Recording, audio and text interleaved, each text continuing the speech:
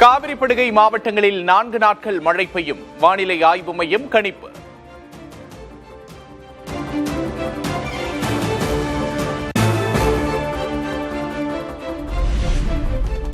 சென்னையில் 2 நாட்களுக்கு மழைக்கு வாய்ப்பு. அதிகபட்ச வெப்பநிலை 35 டிகிரி செல்சியஸை ஒட்டி இருக்கக்கூடும் என்று வானிலை ஆய்வு மையம் கணிப்பு.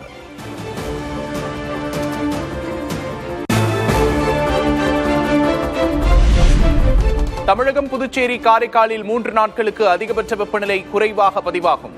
இயல்பை விட 2 டிகிரி செல்சியஸ் வரை குறைவாக இருக்கக்கூடும் என்று வானிலை ஆய்வு மையம் கணிப்பு.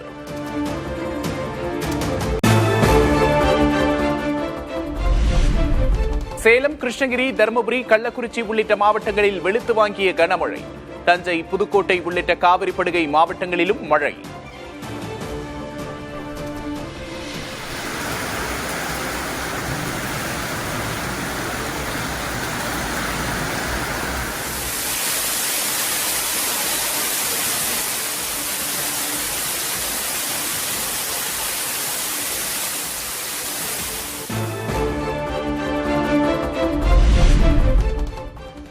கர்நாடக தலைநகர் பெங்களூருவில் கொட்டி தீர்த்த கனமழை. சாலைகளில் பெருக்கெடுத்து ஓடிய தண்ணீரால் வாகன ஓட்டிகள் அவதி.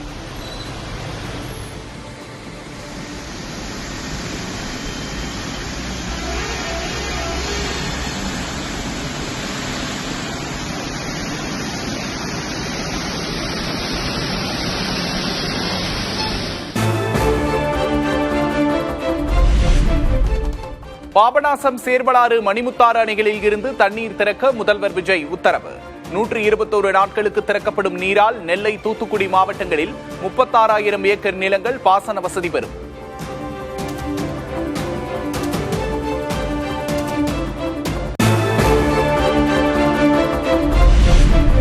மேட்டூர் அணை திறக்கப்படாததால் காவிரி படுகையில் நீரின்றி வறண்டு பிளந்த விளைநிலங்கள்.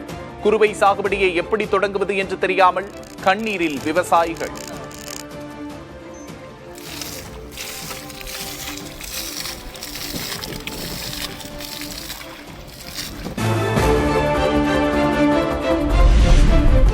காவிரி ஆணைய உத்தரவை கர்நாடகா காற்றில் பறக்க விடுவதாக தமிழக விவசாயிகள் குற்றச்சாட்டு. ஒவ்வொரு மழைக்காலத்தின் போதும் உபரி நீரை மட்டுமே காவிரியில் திறந்து விடுவதாகவும் விமர்சனம்.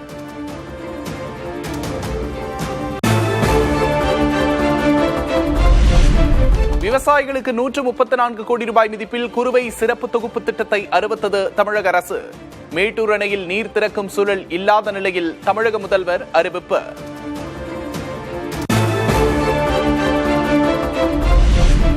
விவசாயத்திற்காக 18 மணி நேரம் தடையில்லா மும்முனை மின்சாரம் வழங்கப்படும். வடிமுனை குழாய்கள் மூலமாக குறுவை சாகுபடி செய்யும் விவசாயிகளை ஊக்குவிக்க 77 கோடியே 50 லட்சம் ரூபாய் நிதி ஒதுக்கிய தமிழக அரசு.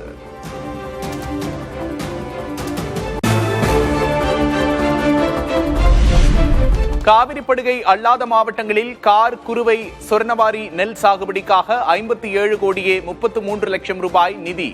விவசாயிகளின் வருமானத்தை உயர்த்தவும் உணவு பாதுகாப்பை வலுப்படுத்தவும் நடவடிக்கை எடுக்கப்படும் என்று முதல்வர் விஜய் உறுதி.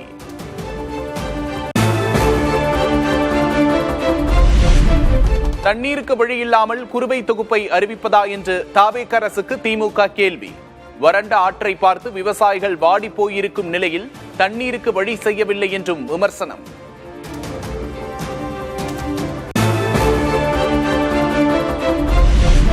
குறுவை சிறப்பு தொகுப்பை ஏமாற்று அறிவிப்பு என்று விமர்சித்துள்ள அதிமுக பொதுச் செயலாளர் எடப்பாடி கே பழனிசாமி, 24 மணி நேர மும்முனை மின்சாரத்தை 18 மணி நேரமாக தாவேக அரசு குறைத்துள்ளதாகவும் குற்றச்சாட்டு.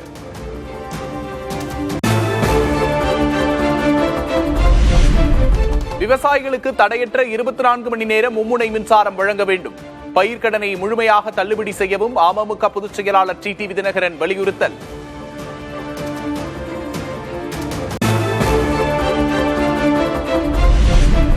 முதல்வரின் குறுவை சிறப்பு தொகுப்பு அறிவிப்புக்கு சிபிஐயின் விவசாயிகள் சங்கம் வரவேற்பு. குறுவை தொகுப்பில் கை நடவு, இதர சாகுபடி பணிகளையும் சேர்த்து மானியத்தை உயர்த்த வலியுறுத்தல்.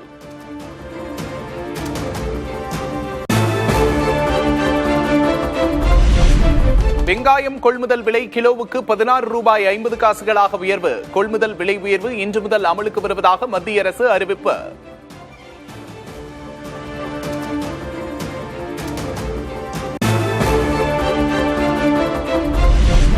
கொப்பரை தேங்காயின் விலை 1 கிலோ 120 ரூபாயாக சரிந்தது. தேங்காய் எண்ணெய் கொள்முதல் விலையும் கிலோ 195 ரூபாயாக குறைந்தது.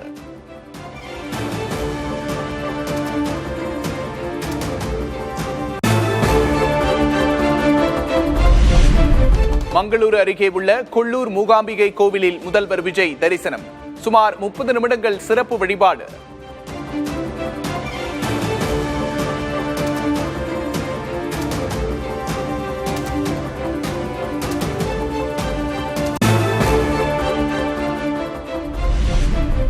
கொல்லூர் மூகாம்பிகை கோவிலுக்கு 1.6 கிலோ எடையுள்ள வெள்ளி வாளை காணிக்கையாக அளித்தார் முதல்வர் விஜய்.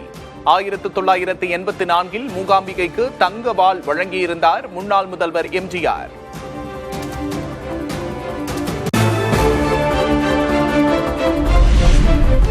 கொல்லூர் மூகாம்பிகை கோவிலுக்கு சென்ற முதல்வர் விஜயை காண குவிந்த தொண்டர்கள். கோவிலில் தரிசனத்தை முடித்துவிட்டு கார் ஓட்டி சென்ற முதல்வர்.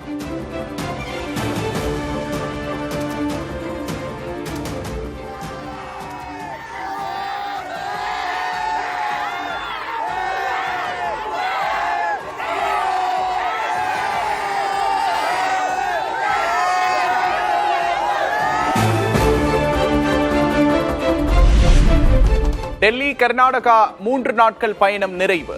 சென்னை திரும்பினார் முதல்வர் விஜய்.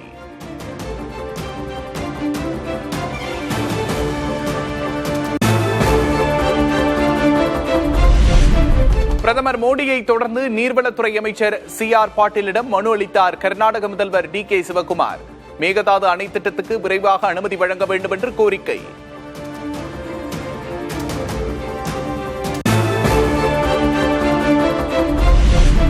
மேகதாது அணை கட்டக்கூடாது என்பதுதான் தமிழ்நாடு அரசின் நிலைப்பாடு என்று அமைச்சர் வன்னியரசு திட்டவட்டம். தமிழ்நாட்டின் பாதுகாப்பை உறுதி செய்யும் வகையில் சட்ட நடவடிக்கைகள் எடுக்கப்படும் என்றும் கருத்து. கர்நாடக அரசு செய்வது என்பது மிக மோசமான சட்டத்துக்கு விரோதமாக அவர்கள் செயல்படுத்துகிறார்கள். தமிழர்களுக்கு எதிராக, தமிழ்நாட்டுடைய உரிமைகளுக்கு எதிராக தொடர்ந்து அவர்கள் செயல்படுத்துகிறார்கள் என்பது எல்லாருக்குமே தெரிந்ததுதான். ஆகவே அரசுடைய நிலைப்பாடு இதுதான். மேகதாது அணை கட்டக்கூடாது என்பதுதான் அரசுடைய நிலைப்பாடு. பரங்கிப்பேட்டை அருகே ஹைட்ரோ கார்பன் கிணறுகள் அமைக்கும் திட்டத்துக்கு வைகோ, அன்புமணி, டிடிவி தினகரன் உள்ளிட்டோர் எதிர்ப்பு. விண்ணப்பத்தை தமிழ்நாடு அரசு நிராகரிக்க வேண்டும் என்று வலியுறுத்தல்.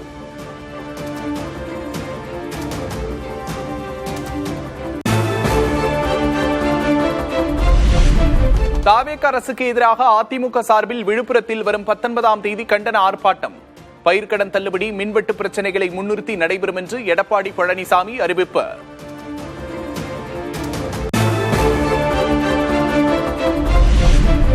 கோடை காலத்தில் மின்சார தேவை அதிகரிப்பதே மின்தடைக்கு காரணம் என்று அமைச்சர் செங்கோட்டையன் கருத்து. கடந்த திமுக ஆட்சியில் மின் உற்பத்தி கட்டமைப்புகளை மேம்படுத்தவில்லை என்றும் குற்றச்சாட்டு. திராவிட முன்னேற்ற கழக ஆட்சியில் டெவலப்மெண்ட் சொல்வார்கள். ஒரே சென்னை எக்ஸாம்பிள் சொல்கிறேன். சென்னையை பொறுத்தவரை 3500 மெகாவாட்டிற்கு தான் அங்கே கெப்பாசிட்டி இருக்கிறது. ஆனால் 5000 மெகாவாட் என்று மக்கள் பயன்படுத்துகிற நிலை இருக்கிற போது இதை substation, transform, under ground cable இதையெல்லாம் ஒரு காலத்திலே கண்டுகொள்ளாமல் விட்டுவிட்டார்கள்.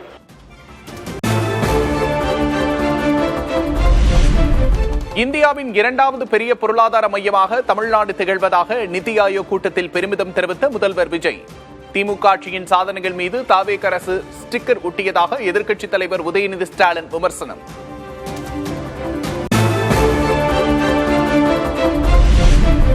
சட்டமன்றத்தில் பேசும் விதம் குறித்து எம்எல்ஏக்களுக்கு 2 நாட்கள் பயிற்சி. ஜூன் 16, 17 ஆகிய 2 தினங்கள் பயிற்சி வழங்கப்படும் என்று சபாநாயகர் JCD பிரபாகர் அறிவிப்பு.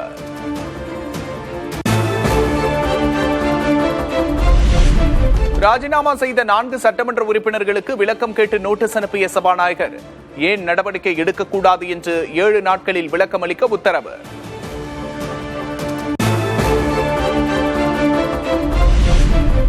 ஐந்தாயிரம் பள்ளிகளில் செயற்கை நுண்ணறிவு மற்றும் கோடிங் பாடம் கற்றுத்தரப்படும் என்று அமைச்சர் ராஜ்மோகன் அறிவிப்பு. பள்ளியில் சாதி மத அடையாள கயிறுகளை மாணவர்கள் அணிந்து வர அனுமதியில்லை என்றும் திட்டவட்டம்.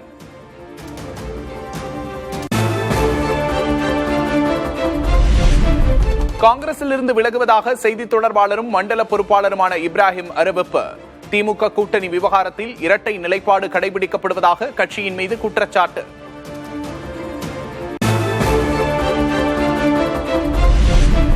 தாம்பரம் வேளச்சேரி சாலைக்கு வீர மரணமடைந்த மேஜர் முகுந்த் வரதராஜன் பெயர். தாம்பரம் மாநகராட்சியில் நடைபெற்ற மாமன்ற கூட்டத்தில் ஒப்புதல்.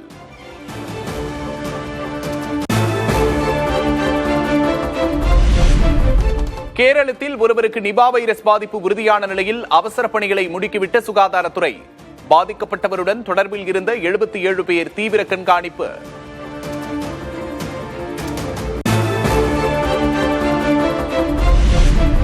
கேரளத்தில் நிபா வைரஸ் பரவல் எதிரொலியாக தமிழ்நாட்டில் கண்காணிப்பை தீவிரப்படுத்த உத்தரவு. கேரளம் சென்று வருவோர் மீது கூடுதல் கவனம் செலுத்த மருத்துவ அலுவலர்களுக்கு அறிவுறுத்தல்.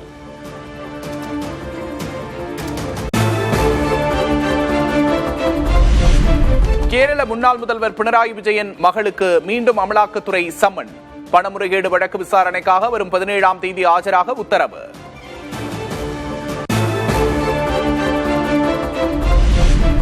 ஜூலை 15ஆம் தேதிக்குள் IRCTC-யின் மேம்படுத்தப்பட்ட புதிய இணையதளம் அறிமுகப்படுத்தப்படும். டிக்கெட் முன்பதிவில் சிரமங்களை சந்திப்பதாக மாணவர்கள் புகார் கூறிய நிலையில் ரயில்வே அமைச்சர் அஸ்வினி வைஷ்ணவ் அறிவிப்பு.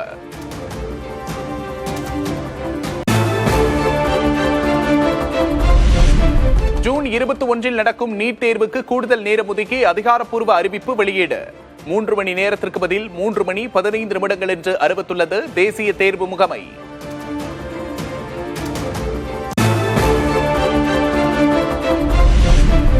ஆறு நாள் ஐரோப்பிய பயணத்தை இன்று தொடங்குகிறார் பிரதமர் மோடி. பிரான்ஸ், ஸ்லோவேக்கியா நாடுகளில் சுற்றுப்பயணம். G7 மாநாட்டில் பங்கேற்கிறார்.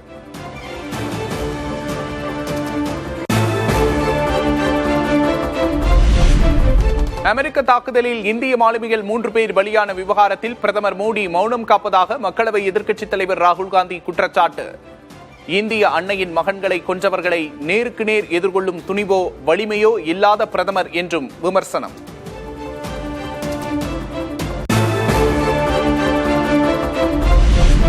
கட்சித் தலைமைக்கு எதிராக போர்க்கொடி தூக்கியுள்ள திரிணாமுல் காங்கிரஸ் எம்பிக்கள் 19 பேர் சபாநாயகர் ஓம் பிர்லாவுக்கு கடிதம். நாடாளுமன்றத்தில் தனி குழுவாக அங்கீகரிக்க கோரிக்கை.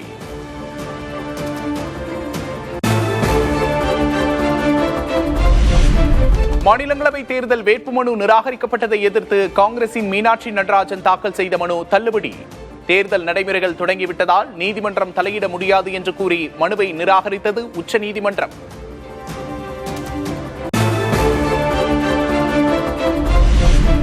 உத்தரப்பிரதேசம் அமேதி ஊராட்சி வாக்காளர் பட்டியலில் பாஜக முன்னாள் அமைச்சர் ஸ்மிருதி இரானியின் பெயர் இல்லை. பட்டியலில் பெயர் விடுபட்டது குறித்து விசாரணைக்கு உத்தரவு.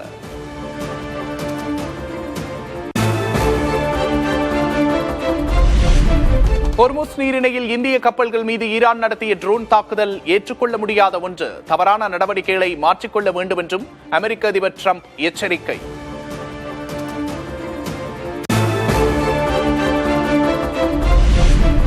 ஆப்பிரிக்காவின் காங்கோ, உகாண்டாவில் எபோலா வைரஸ் பாதிப்பு தீவிரம். முன்னெச்சரிக்கையாக சர்வதேச பொது சுகாதார அவசர நிலையை பிரகடனம் செய்த உலக சுகாதார அமைப்பு.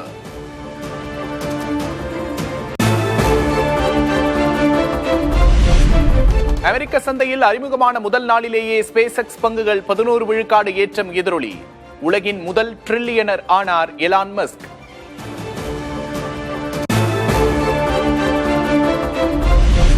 இந்தியா, ஆப்கானிஸ்தான் இடையேயான ஒருநாள் கிரிக்கெட் தொடர் இன்று தொடக்கம். தர்மசாலாவில் நடக்கும் முதல் போட்டிக்காக இரு அணி வீரர்களும் தீவிர பயிற்சி.